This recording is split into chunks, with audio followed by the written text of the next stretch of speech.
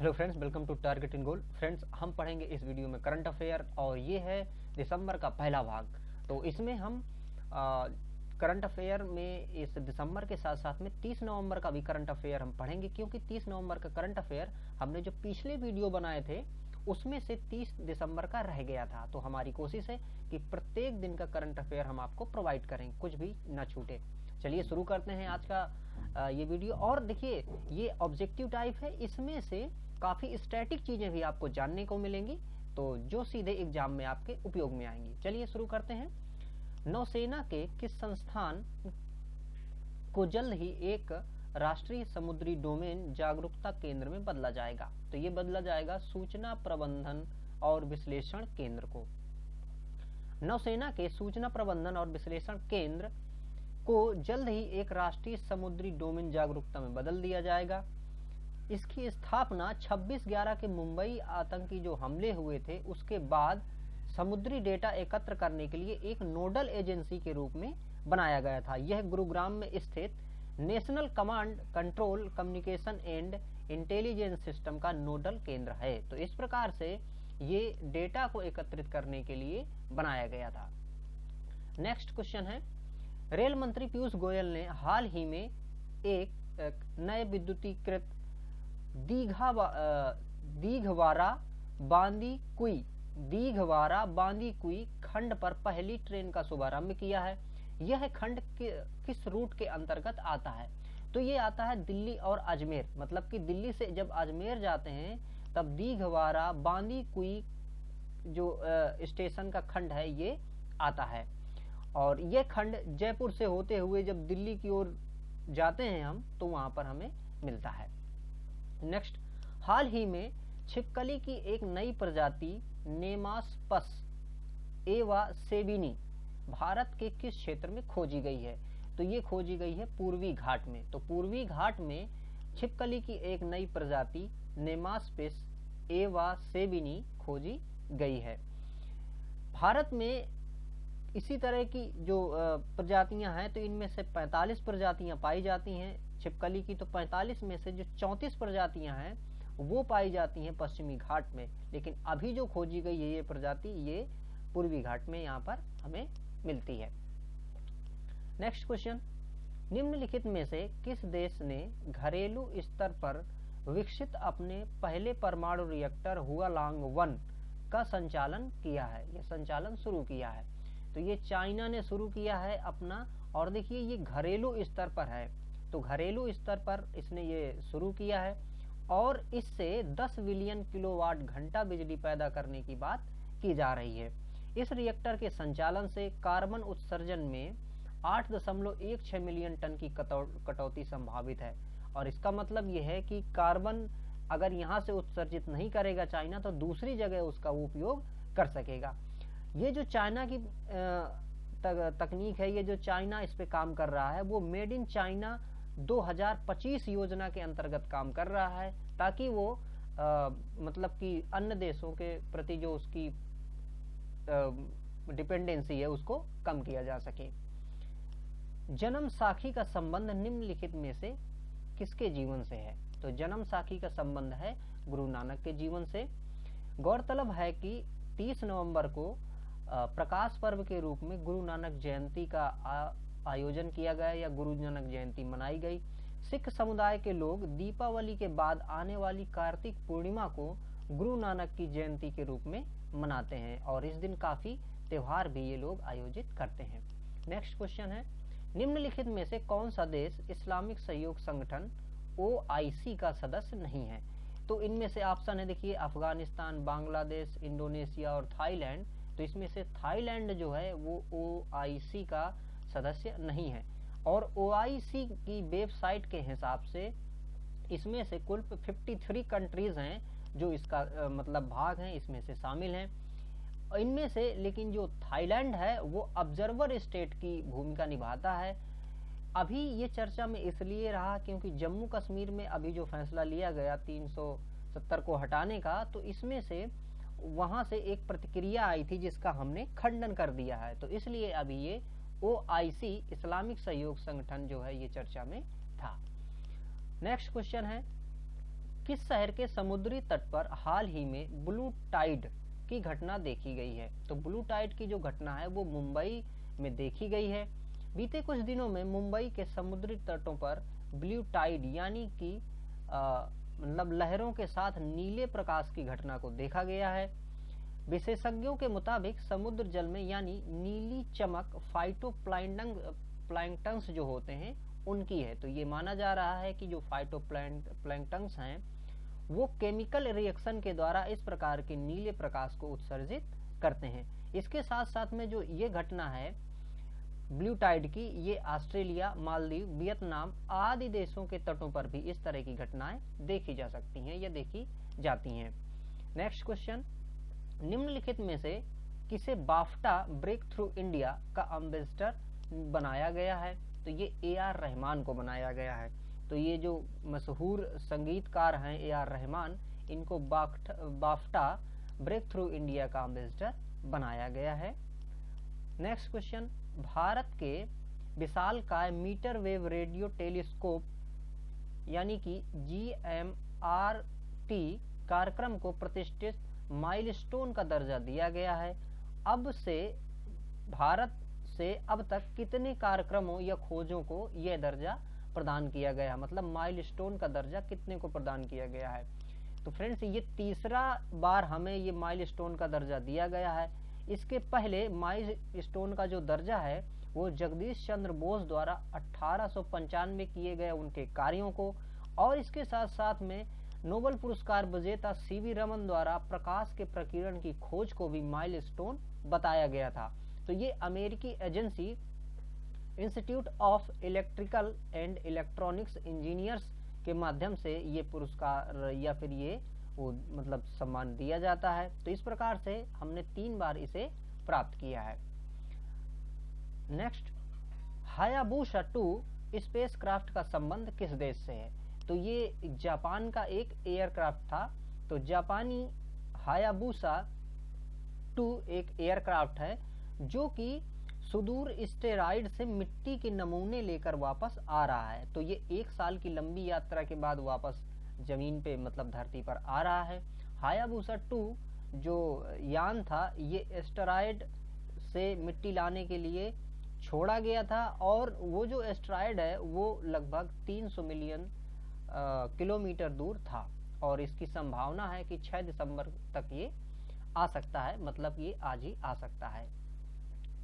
Next question है, भारतीय प्रतिस्पर्धा आयोग CCI की स्थापना कब की गई थी? तो इसकी स्थापना 2003 में हुई थी।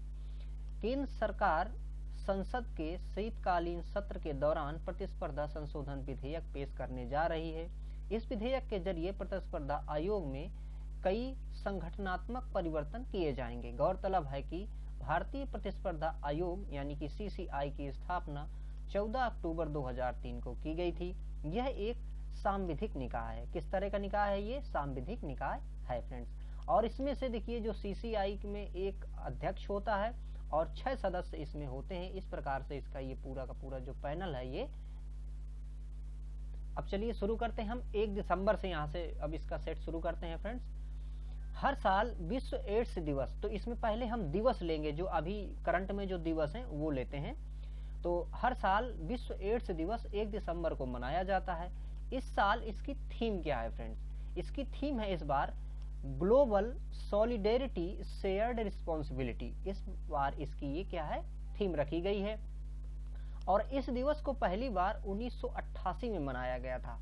HIV एड्स से लड़ने और उसके प्रति जागरूकता फैलाने के लिए इस दिवस को मनाया जाता है। और HIV जो है वो क्या है? एक वायरस, जैसे ह्यूमन इम्यूनो डिफिशियंसी वायरस, इसका ये HIV का फुल फॉर्म है ह्यूमन इम्यूनो डिफिशियंसी वायरस, और एड्स है एक्वायर्ड इम्यूनो डिफिशियंसी सिंड्रोम। तो इस प्रकार से ये जो वायरस है ये मनुष्य की जो रोग प्रतिरोधक क्षमता वाली जो कोशिकाएं होती हैं, श्वेत रुधिर कणिकाएं, एक्चुअली ये श्वेत रुधिर कणिकाओं के T लिम्फोसाइट्स को क्या कर देता है? नुकसान पहुंचा देता है। इससे जो व्यक्ति है उसकी जो कैपेसिटी है रोग प्रतिरोधक की वो क्या हो जाती है? खत्म हो जाती है। नेक्स्ट, राष्ट्रीय प्रदूषण नियंत्रण दिवस कब मनाया जाता है? तो राष्ट्रीय प्रदूषण नियंत्रण दिवस मनाया जाता है 2 दिसंबर का। यहाँ मैं आपसे एक प्रश्न पूछना चाहूंगा कि आपको ये बताना है कि 2 दिसंबर को और कौन सा दिवस मनाया जाता है, तो इसे कमेंट करके आप जरूर बताएं फ्रेंड्स। तो देखिए, राष्ट्रीय प्रदूषण नियंत्रण दिवस जो है वो 2 दिसंबर को मनाया जाता है। इसको मनाने का एक कारण ये भी है कि भोपाल में एक गैस त्रासदी हुई थी 2 दिसंबर की रात को 1984 को। तो ये भोपाल जो गैस त्रासदी थी, इसमें एक कंपनी थी यूनियन कार्बाइड, जो कि कीटनाशक बनाने का काम करती थी। उसमें से मिथाइल आइसोसाइनेट गैस के लीक होने से काफ़ी ज़्यादा लोगों की मृत्यु हो गई थी, और उस गैस से प्रभावित जो लोग थे उसका प्रभाव आज तक भी देखा जा सकता है। तो इसीलिए उस प्रदूषण या फिर उस घटना की वजह से ही 2 दिसंबर को राष्ट्रीय प्रदूषण नियंत्रण दिवस के रूप में मतलब इसको अपनाया जाता है या मनाते हैं हम। दिव्यांग व्यक्तियों के लिए अंतर्राष्ट्रीय दिवस कब मनाया जाता है? तो दिव्यांग व्यक्तियों के लिए अंतर्राष्ट्रीय दिवस 3 दिसंबर को मनाया जाता है। दिव्यांग व्यक्तियों के लिए अंतर्राष्ट्रीय दिवस 3 दिसंबर को मनाया गया। इसकी जो थीम थी वो थी building back better towards a disability inclusive accessible and suitable post covid world. तो ये इसकी क्या थी कि थीम थी, और ये जो दिवस है सबसे पहले 1992 में मनाया गया था। तो इस प्रकार से ये जो दिव्यांगों के लिए दिवस है ये 3 दिसंबर को मनाया जाता है। नेक्स्ट, भारतीय नौसेना दिवस कब मनाया जाता है? भारतीय नौसेना दिवस 4 दिसंबर को मनाया जाता है। और नौसेना दिवस मनाने का जो इस बार का थीम था वो था Indian navy combat ready credible and cohesive. तो इस बार का ये इनका क्या रहा है, थीम रहा है। नेक्स्ट क्वेश्चन है, किस राज्य के वन विभाग ने सरीसृपों के लिए अपनी तरह का एक इको ब्रिज तैयार किया है? तो ये उत्तराखंड में एक इको ब्रिज तैयार किया गया है, जिससे कि जो सरीसृप हैं अगर उनको रोड क्रॉस करना है तो इसके माध्यम से वो कर सकें। और ये जो बनाया गया है ये 90 फीट लंबा है, और ये बांस, जूट, इस प्रकार की जो प्राकृतिक वस्तुएं होती हैं इससे मिला के ये बनाया गया है, जिससे कि वो आसानी से एक जगह से दूसरी जगह जा सकें। नागालैंड राज्य का प्रमुख त्योहार हॉर्नबिल फेस्टिवल इस साल वर्चुअल रूप से आयोजित किया जा रहा है। तो ये कौन सा संस्करण है? तो देखिए, हॉर्नबिल जो फेस्टिवल है इसका ये 21वां संस्करण है। 21वीं बार ये इस बार मनाया जा रहा है, और इसकी शुरुआत सन 2000 से की गई थी। इसका जो आयोजन है वो 10 दिवसीय कार्यक्रम होगा। तो 1 से लेकर 10 दिसंबर के बीच में ये मनाया जाएगा, या फिर मनाया जाता है उस प्रकार से, लेकिन अब वर्चुअली रूप से इसको मनाया जाएगा। और ये हॉर्नबिल जो है एक पक्षी होता है, उसी पक्षी के नाम से ही इसका जो है हॉर्नबिल का नाम रखा गया है। और इस प्रकार से जो हॉर्नबिल त्योहार है इसको फेस्टिवल्स ऑफ फेस्टिवल कहते हैं। तो इस प्रकार ये बहुत बड़ा त्योहार है। इसमें नागालैंड के जो नागा जनजाति के लोग हैं उनके द्वारा जो उनके पारंपरिक नृत्य हैं, खेल हैं, और उनकी परंपरागत ढंग से जो की जाने वाली एक्टिविटीज हैं उनको काफी अच्छे से प्रदर्शित किया जाता है।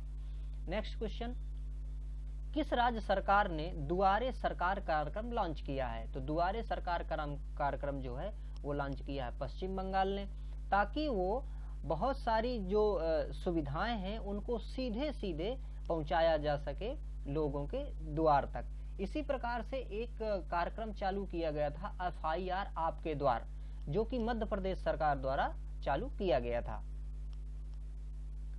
नेक्स्ट, हाल ही में जारी की गई वर्ल्ड मलेरिया रिपोर्ट 2020 के मुताबिक साउथ ईस्ट एशिया क्षेत्र में 2020 मतलब कि यहाँ पर 2000 होना चाहिए, तो 2000 से 2019 के बीच जो मलेरिया का एक वो रहा है वो कितने फीसद मलेरिया यहाँ पर कम हो गई है।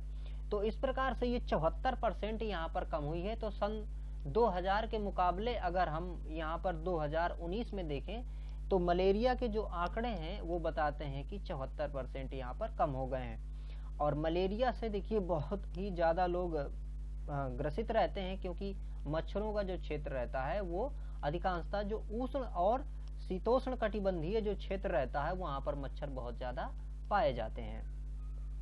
नेक्स्ट, महिला सशक्तिकरण और सामाजिक न्याय से जुड़ी ओरुनोदोई योजना किस राज्य से संबंधित है? ओरुनोदोई, तो ओरुनोदोई जो है ये असम राज्य से संबंधित एक योजना है। और इस योजना के तहत जिन घरों में महिला प्रमुख है, महिला प्रमुख का मतलब कि जैसे अपने यहाँ पैट्रियार्की मतलब कि पुरुष प्रधानता अधिकांशता होती है, लेकिन असम में या फिर जो अन्य जनजातीय जो क्षेत्र हैं वहाँ पर घरों की जो प्रधान होती हैं मुख्यतः या प्रमुख होती हैं घरों में, वो कौन? महिलाएं होती हैं। तो ये कि जिन घरों में महिला प्रमुख है, महिला प्रधान है, वहाँ में प्रत्येक महिला को 830 रुपये प्रति माह दिए जाएंगे। तो एक प्रकार से ये जो बेसिक इनकम यानी कि मिनिमम बेसिक इनकम है उसके तहत ही ये कार्यक्रम शुरू करने की बात की गई है। तो ऐसा किया जाएगा उन घरों में जहाँ पे महिला प्रधान है। तो इसकी हालांकि असम सरकार ने 2020-21 के बजट में ही घोषणा की थी। नेक्स्ट, भारत ने ब्रह्मोस सुपरसोनिक क्रूज मिसाइल के एंटी शिप संस्करण का परीक्षण कहाँ किया है? तो ये है देखिए अंडमान निकोबार में किया है। इसके पहले इसने स्थल में मार करने के लिए भी इसी जगह से इसका परीक्षण किया था। और जो ब्रह्मोस मिसाइल है ये भारत और रूस के द्वारा बनाई गई एक संयुक्त एक प्रक्रम है, जिसमें से ब्रह्मोस में ब्रह्मपुत्र और मास्कोवा वहाँ की जो रूस की नदी है, इन दोनों के कॉम्बिनेशन के नाम से ये लिया गया है। ये जो है ये काफ़ी तेज मिसाइल है और ये मैक संख्या में इसकी हम गति को क्या करते हैं? मेजर करते हैं। नेक्स्ट, नागालैंड के भौगोलिक मानचित्र के संदर्भ में निम्नलिखित में से असत्य कथन को चुनना है। यहाँ पर देखिए कथन क्या है। पहला कथन है यहाँ पे नागालैंड की सीमा मेघालय को स्पर्श करती है। दूसरा कथन है नागालैंड के पूर्व में म्यांमार अवस्थित है। तीसरा कथन है फाकिम वन्यजीव अभ्यारण्य नागालैंड में भारत म्यांमार सीमा के निकट अवस्थित है। और चौथा है यहाँ पर नागालैंड दक्षिण में अपनी सीमा मणिपुर के साथ साझा करता है। तो यहाँ पर देखिए पहला जो प्रश्न वो था, ऑप्शन था कि नागालैंड की सीमा मेघालय से लगती है, ये ऑप्शन गलत था, क्योंकि नागालैंड की सीमा जो है वो मेघालय से नहीं लगती है, लेकिन नागालैंड की सीमा पूर्व में म्यांमार से लगती है। इसके बाद फाकिम वन्यजीव अभ्यारण्य, ये महत्वपूर्ण है कि फाकिम जो वन्यजीव अभ्यारण्य है ये कहाँ पे है? नागालैंड में ही है। और ये चर्चा में इसलिए भी रहा ये स्टेट क्योंकि 1 दिसंबर को इसका क्या मनाया जाता है? स्थापना दिवस मनाया जाता है। तो नागालैंड का जो गठन है वो 1963 में भारत के 16वें राज्य के रूप में किया गया था। और जो हम 7 स्टेट्स या की बात करते हैं या फिर 8 स्टेट की बात करते हैं उत्तर पूर्व में, उसमें से नागालैंड भी एक है। नेक्स्ट, भारत को संघाई कोऑपरेशन ऑर्गेनाइजेशन SCO में सदस्य का दर्जा कब मिला था? तो देखिए ये दिया गया था, सदस्यता दर्जा दी गई थी 2017 में, जून 2017 में। एक्चुअली अभी क्या हुआ है कि एक मीटिंग हुई है सदस्यों की, इसलिए ये चर्चा में रहा है। और जो SCO है इसके 8 सदस्य देश हैं, जिसमें से भारत, चीन, पाकिस्तान, रूस, कजाकिस्तान, किर्गिस्तान, तजाकिस्तान और उज्बेकिस्तान। लेकिन जब ये शुरू हुआ था तब ये 6 देशों के साथ में शुरू किया गया था, बाद में इसमें पाकिस्तान और भारत को जोड़ा गया है।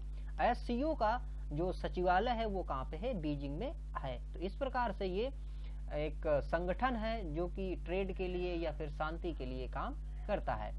नेक्स्ट, हाल ही में PPP प्रोजेक्ट के तहत गुजरात में 12 तेंदुओं को private rescue and rehabilitation centre भेजा गया है। इस प्रोजेक्ट के लिए राज्य सरकार ने किस कंपनी के साथ साझेदारी की है?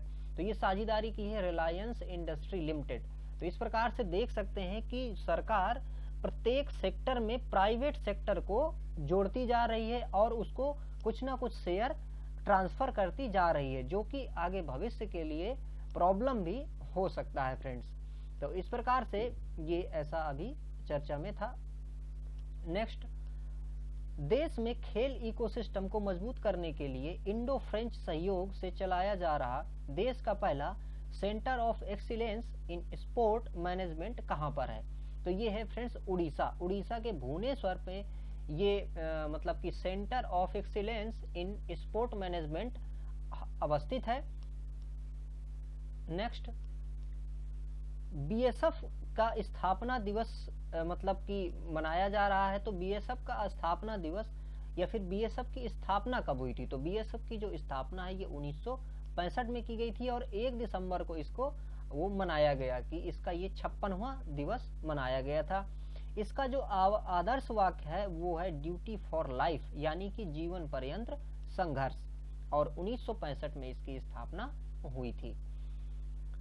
नेक्स्ट, चर्चा में रहा शब्द एथेरियम किससे संबंधित है? तो एथेरियम फ्रेंड्स क्या है? एक क्रिप्टो करेंसी है। तो पूरे विश्व में बिटकॉइन के बाद एथेरियम जो है ये दूसरी करेंसी है जिसका मूल्य काफी ज्यादा है।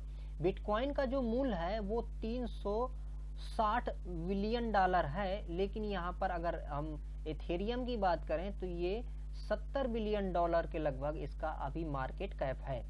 और ये जो बिटकॉइन होता है ये एक तकनीक पे चलता है जिसका नाम होता है ब्लॉकचेन तकनीक या ब्लॉकचेन टेक्नोलॉजी। तो ब्लॉकचेन पे ये काम करता है और ये चूंकि अभी सारे देशों के द्वारा स्वीकार नहीं किया जा रहा है, हमारा देश भी अभी इसको स्वीकार नहीं करता है क्योंकि इसमें सिक्योरिटी और वो सारे जो भी प्रोस्पेक्टस हैं उनको हम अभी सही से जज नहीं कर सके हैं। नेक्स्ट, हाल ही में माउंट सेमेरू नामक ज्वालामुखी में विस्फोट की घटना देखी गई है। ये ज्वालामुखी कहाँ पे है? तो ये ज्वालामुखी है फ्रेंड्स माउंट सेमेरू है इंडोनेशिया में। तो इंडोनेशिया का ये एक है मतलब जगह है जहां पर ये क्या है कि इसका विस्फोट हुआ है और यहाँ से काफी लोगों को फिर एक जगह से दूसरी जगह हटाया गया है। निम्नलिखित में से कौन सा देश कोविड-19 की वैक्सीन को अप्रूव करने वाला पहला पश्चिमी देश बन गया है? तो यूनाइटेड किंगडम जो है ये पहला देश बन गया है जिसने वैक्सीन को अप्रूवल दे दिया है। इसके पहले माना जा रहा था कि जो यूएसए है वो सबसे पहले अप्रूवल देगा, लेकिन यूएसए के पहले ही यूके ने अप्रूवल दे दिया है। और जो यूके है इसने अमेरिका की एक कंपनी है फाइजर द्वारा निर्मित जो वैक्सीन है उसको इसने अप्रूवल दे दिया है। इस वैक्सीन का जो नाम है वो है BNT162B2, ये इस वैक्सीन का नाम है। नेक्स्ट, उष्ण कटिबंधीय चक्रवातों के संदर्भ में निम्नलिखित कथनों पर विचार कर असत्य कथन को चुनिए। अब देखिए उष्ण कटिबंधीय चक्रवात के बारे में 4 कथन है, इनमें से असत्य कथन आपको चुनना है। पहला कथन है चक्रवात चक्षु उष्ण कटिबंधीय चक्रवातों की विशेषता है।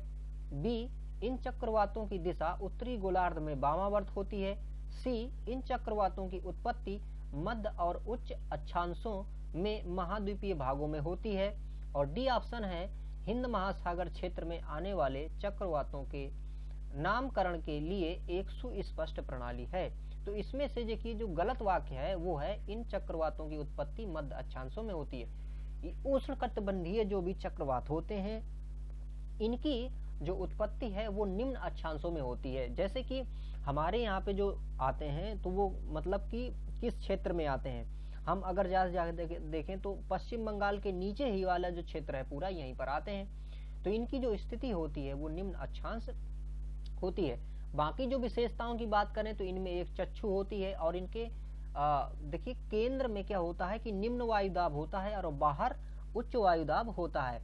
अभी इसके पहले ही एक मतलब चक्रवात की अभी चेतावनी जारी की गई है जिसका नाम बुरेवी रखा गया है। तो इसलिए ये क्या था कि अभी चर्चा में चक्रवात की विषय में रहा है।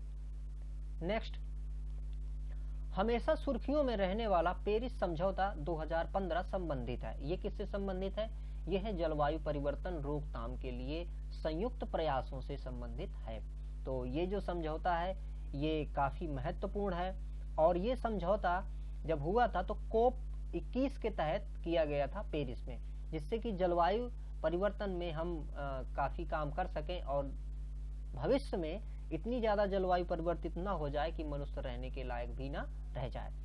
Next, USA air quality index द्वारा हाल ही में जारी किए गए वायु प्रदूषण के आंकड़ों के मुताबिक कौन सा शहर दुनिया का सबसे प्रदूषित शहर है? तो यूएस एयर क्वालिटी इंडेक्स के माध्यम से अगर देखें तो लाहौर जो है पाकिस्तान का शहर, वो सबसे ज़्यादा प्रदूषित है। इसके बाद दूसरे नंबर पे अपना दिल्ली प्रदूषित है और तीसरे नंबर पे जो है वो राजधानी नेपाल की काठमांडू प्रदूषित है।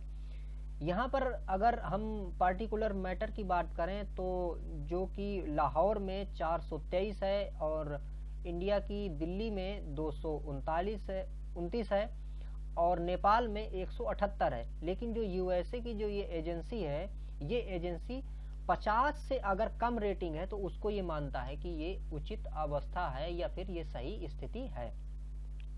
नेक्स्ट, राष्ट्रीय हरित अधिकरण के संबंध में निम्नलिखित कथनों में से सही कथन आपको बताना है और फिर कूट में उसका उत्तर देना है। तो यहाँ पर देखिए 4 कथन हैं इस प्रकार कि जो मतलब एनजीटी है, नेशनल ग्रीन ट्रिब्यूनल है, उसमें से देखिए क्या क्या कथन है। 4 ये हैं। यह एक संवैधानिक निकाय है। दूसरा है यहाँ पर, इस अधिकरण का मुख्य कार्य पर्यावरण और वन संरक्षण से जुड़े मामलों का तीव्र निपटान करना है। तीसरा ऑप्शन है, यह सिविल प्रक्रिया संहिता 1908 की प्रक्रिया से आबद्ध है। और चौथा है यहाँ पर, यह अधिकरण प्राकृतिक न्याय के सिद्धांत पर काम करता है। कूट यहाँ पर दिए गए हैं केवल 1 और 3, दूसरा है केवल 2 और 3, तीसरा है केवल 2 और 4, चौथा है केवल 1 और 4।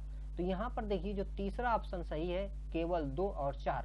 यहाँ पर ऑप्शन थे वो कि इस अधिकरण का जो मुख्य काम है वो पर्यावरण से संबंधित जो भी मामले हैं उनको तीव्रता से निपटा दे और इसके साथ साथ में ये जो है ये प्राकृतिक न्याय के सिद्धांत पर काम करता है। इसका जो गठन है वो 2010 में किया गया था, एक एक्ट बना के जिसका नाम था नेशनल ग्रीन ट्रिब्यूनल एक्ट सन 2010। तो ये बना के सन 2010 में इसकी स्थापना की गई थी। नेक्स्ट, भारत सरकार ने मेघालय राज्य के बिजली वितरण क्षेत्र को मजबूत करने के लिए निम्नलिखित में से किसके साथ 132.8 मिलियन डॉलर ऋण के समझौते की बात की है? तो ये है एशियाई विकास बैंक के साथ। यहाँ पर बिजली का अच्छा डेवलपमेंट कर सके मेघालय में, इसके लिए हमने क्या किया है कि एक समझौता किया है और वहाँ से ऋण लेके हम ऐसा काम यहाँ पर डेवलपमेंट का काम करेंगे। नेक्स्ट, हाल ही में जनजातीय कार्य मंत्रालय ने किस राज्य के लिए आदि महोत्सव के पहले वर्चुअल कार्यक्रम का शुभारंभ किया है? तो मध्य प्रदेश में देखिए आदि महोत्सव होता है। ये आदि महोत्सव जो है इसमें जो ट्राइबल्स हैं उनके द्वारा बनाए गए जो भी प्रोडक्ट्स हैं उनको मुख्यतः प्रेजेंट किया जाता है और उनकी बिक्री की जाती है। आदि महोत्सव चूंकि मध्य प्रदेश में होता है इसलिए हम आपको बता दें कि मध्य प्रदेश में ही भारत के सबसे ज्यादा जो जनजाति हैं वो मध्य प्रदेश में ही रहते हैं। और अगर हम पूरे देश की बात करें तो इसमें से जो गोंड जनजाति है उसकी संख्या सबसे ज्यादा है, दूसरे नंबर पे भील जनजाति की जनसंख्या आती है। नेक्स्ट, रामायण क्रूज सेवा की शुरुआत किस नदी पर की जा रही है? तो ये सरयू नदी पर की जा रही है और सरयू नदी कहाँ पे है? उत्तर प्रदेश में है। सरयू नदी जो है इसका नाम घाघरा भी है। घाघरा जब मतलब नेपाल के ऊपर से वहां से निकल के आती है ये, तो इसका नाम घाघरा रहता है, लेकिन ये फिर अयोध्या वाले क्षेत्र में इसका नाम सरयू हो जाता है। और इसी पूरी नदी का नाम सरयू रखने के लिए उत्तर प्रदेश सरकार ने अभी एक प्रस्ताव भी केंद्र सरकार के लिए भेजा था कि इसकी जो पूरी लेंथ है इसका नाम क्या रख दिया जाए? सरयू रख दिया जाए। तो इस प्रकार से ये पहली जो रामायण क्रूज सेवा है यहाँ पर ये शुरू की गई है। नेक्स्ट, फसलों के न्यूनतम समर्थन मूल्य यानी कि एमएसपी मिनिमम सपोर्ट प्राइस निर्धारित करने के लिए 1.5 गुना सूत्र का उपयोग किया जाता है। इसे किस केंद्रीय बजट के दौरान पेश किया गया था? तो इसे केंद्रीय बजट 2018-19 के अंतर्गत पेश किया गया था और इसके तहत ये माना जाता है कि जो भी लागत है उस लागत के हिसाब से हम जो समर्थन मूल्य है उसको निर्धारित करेंगे। और ये इसलिए भी चर्चा में है क्योंकि देखिए जो किसान है वो जो मंडी वाले कानून लाए गए थे उससे किसानों को प्रॉब्लम है और रियल में भी किसानों को दिक्कत हो जाएगी, क्योंकि अगर इस तरह की चीजें प्राइवेट सेक्टर को दे दी जाएंगी तो जो छोटे किसान हैं उन किसानों का शोषण हो जाएगा। इसलिए भी ये मतलब चर्चा में है कि जो मिनिमम सपोर्ट प्राइस है इसके लिए सही व्यवस्थाएं की जाएं और इसके साथ साथ में किसानों के लिए जो मंडियों की जो व्यवस्था को आप इस तरह से खत्म कर रहे हैं उसको ना करें। नेक्स्ट क्वेश्चन है, कृषि क्षेत्र में आत्मनिर्भर बनने के लिए किस राज्य ने स्थानीय उत्पादों में राज्य के ब्रांड नाम का उपयोग करने की बात कही है? तो देखिए गोवा ने राज्य का ब्रांड नाम उपयोग करने की बात कही है, जिससे ये मानते हैं कि हम अपने प्रोडक्ट्स को अच्छी तरह से बेच सकेंगे और इसकी अपनी एक अलग पहचान बनी रहेगी। नेक्स्ट, अमृत योजना के बाद उत्तर भारत का पहला नगर पालिका बॉन्ड निम्नलिखित में से किस नगर पालिका में लॉन्च किया गया है? तो देखिए ये जो बॉन्ड है नगर पालिका बॉन्ड ये लखनऊ में लॉन्च किया गया है और ये इस बॉन्ड के तहत क्या होगा कि कलेक्शन किया जाएगा और उस कलेक्शन का फिर यूज मतलब अलग ढंग से किया जाएगा। तो शहर को आत्मनिर्भर बनाने के लिए भी ये सारे जो कदम है ये उठाए गए हैं। नेक्स्ट, चर्चा में रहा शब्द थेरेमिन क्या है? तो चर्चा में रहा ये जो शब्द है थेरेमिन ये एक संगीत वाद्य यंत्र है जिसके 2020 में 100 वर्ष पूरे हो गए हैं। तो ये मतलब कि 2020 में 100 वर्ष अपने पूरे करने वाला एक यंत्र है जो कि संगीत का यंत्र है, संगीत वाद्य यंत्र है। और ये उस समय ज़्यादा चर्चा में मतलब रहा था क्योंकि जब ये बनाया गया था तब रेडियो तरंग की प्रौद्योगिकी की एक घटना जो कि बिल्कुल नई ही घटना थी उस समय ये बनाया गया था। और द्वितीय विश्व युद्ध हो या फिर जो साइबेरिया की जेलें हैं वहाँ पर इस इंस्ट्रूमेंट का और इसके साथ साथ में जो बॉलीवुड फिल्में हैं इसका काफ़ी वहाँ पर रोल भी मतलब हमें देखने को मिलता है। हाल ही में राज्य ने किस देश के साथ हेल्थ केयर इनोवेशन सेंटर के वार्षिक सम्मेलन की अध्यक्षता की है? तो ये किए गए किसके साथ? स्वीडन के साथ किया गया है। नेक्स्ट,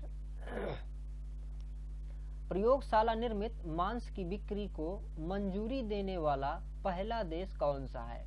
तो देखिए सिंगापुर पहला देश है जिसने प्रयोगशाला में निर्मित मांस की बिक्री के लिए परमिशन दे दी है। इसको क्लीन मीट भी कहा जाता है। इसको जो बनाया गया है वो जानवरों की ही मतलब मांसपेशियां और उनके टिश्यूज को लेके उनकी कोशिकाओं को लेके बनाया गया है, लेकिन ये लैब में तैयार किया गया है।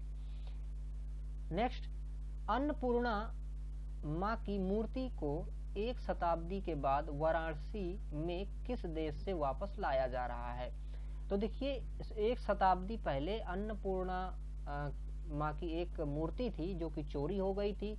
तो ये कनाडा में थी, तो कनाडा से इसको दोबारा अपने देश में वापस लाया जा रहा है और इसे बनारस की मतलब देवी भी माना जाता है। इनकी जो मूर्ति है उसमें से ये एक हाथ में खीर का कटोरा और दूसरे हाथ में एक चम्मच लिए हुए हैं और ये जब वापस लाई जाएगी तो इसको आर्कोलॉजिकल सर्वे ऑफ इंडिया के कस्टोडियन में इसको रखा जाएगा।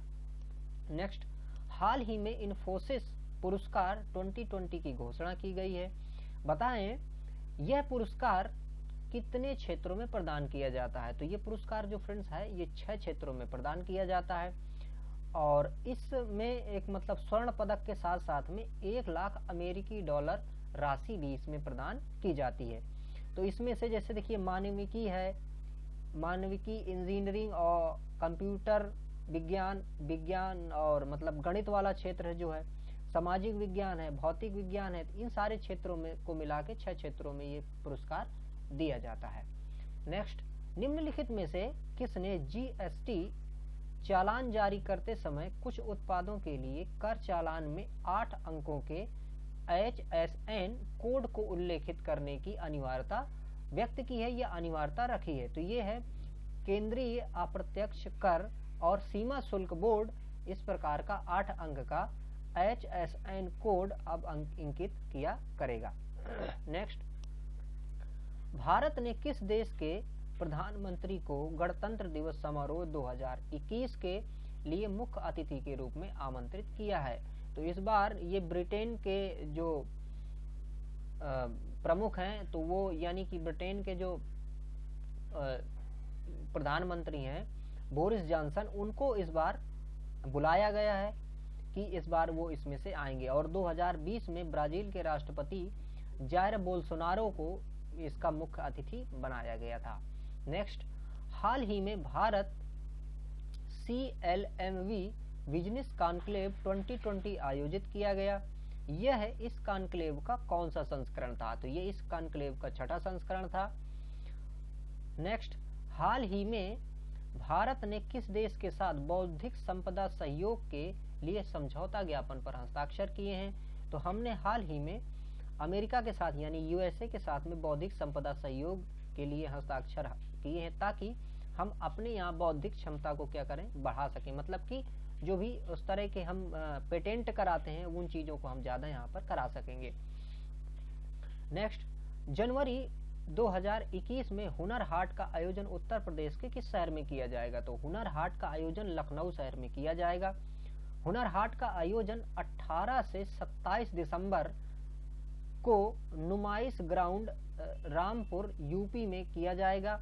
और शिल्प ग्राम का जो आयोजन है वो 23 से 31 जनवरी को लखनऊ में किया जाएगा। तो इस प्रकार से हुनर हाट जो है इसकी थीम रखी गई है वोकल फॉर लोकल।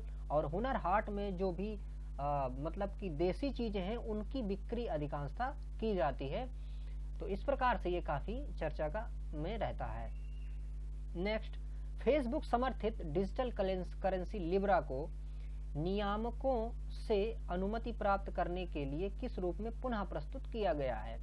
तो देखिए, फेसबुक ने एक डिजिटल करेंसी लॉन्च की थी जिसका नाम था लिब्रा।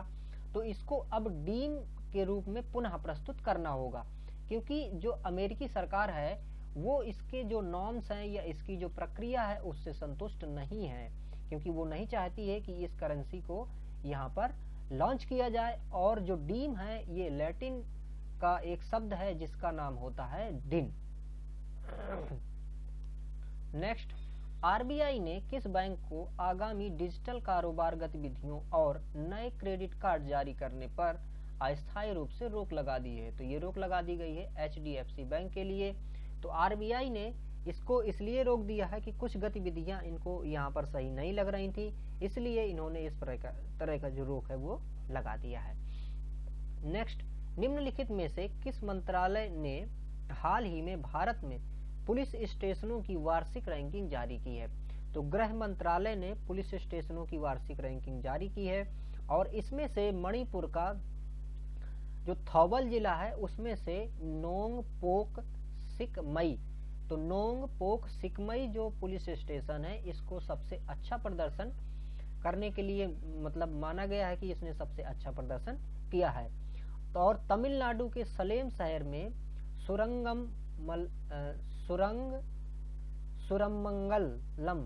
सुरमंगलम जो है ये तमिलनाडु का वो है जो कि दूसरे नंबर पे रहा है।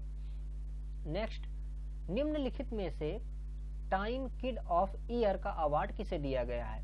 तो ये गीतांजलि राव को दिया गया है, क्योंकि इन्होंने काफी मतलब ऐसे इनोवेशन किए थे। और टाइम मैगजीन जो है उस पे भी इनको छापा गया था, उनके कवर पेज पे छापा गया था इनको। और इन्होंने एक मोबाइल के जैसा ही एक यंत्र बनाया था जिसको अगर पानी में डालते हैं तो पानी में शीशे की मात्रा कितनी है इसको वो बता सकता है। इसके साथ साथ में गीतांजलि का एक नया इनोवेशन एक ऐप किंडली एवं एक क्रोम एक्सटेंशन था जिसमें से साइबर बुलिंग का पता लगाया जा सकता है और ये एक मशीन लर्निंग के माध्यम से काम करता है। तो इस प्रकार से गीतांजलि राव को time kid of the year award दिया गया है। नेक्स्ट, हाल ही में खबरों में रहे आरेसीबो टेलीस्कोप का निर्माण कब किया गया था? तो ये किया गया था 1963 में। प्यूर्टो रिको के आरेसीबो टेलीस्कोप को 1963 में बनाया गया था। यह हाल ही में अपने पतन के कारण खबरों में रहा है।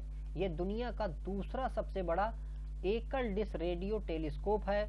इसका स्वामित्व यूएसए नेशनल साइंस फाउंडेशन के पास है। अपने वैज्ञानिक योगदान के अलावा यह प्यूर्टो रिको के लिए सांस्कृतिक प्रतीक के रूप में भी मतलब माना जाता है। नेक्स्ट, निम्नलिखित में से किसे ग्लोबल टीचर प्राइज 2020 प्रदान किया गया है? तो रंजीत सिंह डिसाले को ग्लोबल टीचर प्राइज जो है ये दिया गया है और ये महाराष्ट्र के सोलापुर के एक प्राथमिक विद्यालय के टीचर हैं। इन्होंने बच्चों में पढ़ने के लिए काफ़ी जागरूकता फैलाई और उनको प्रोत्साहित भी किया, तो इसलिए ये खबरों में थे। तो फ्रेंड्स, ये वीडियो था जो हमने कोशिश की है कि आपको अच्छा से अच्छा प्रोवाइड कर सकें। आपके इसमें से जो सुझाव हो वो आमंत्रित हैं, आप अपने सुझाव अवश्य दें। और इसके साथ साथ में वीडियो अगर अच्छा लगे तो इसको लाइक करें, अपने दोस्तों के साथ भी शेयर करें और बने रहें इस चैनल में। यदि इस चैनल में नए हैं तो इस चैनल को सब्सक्राइब भी कर लें। Thank you for watching.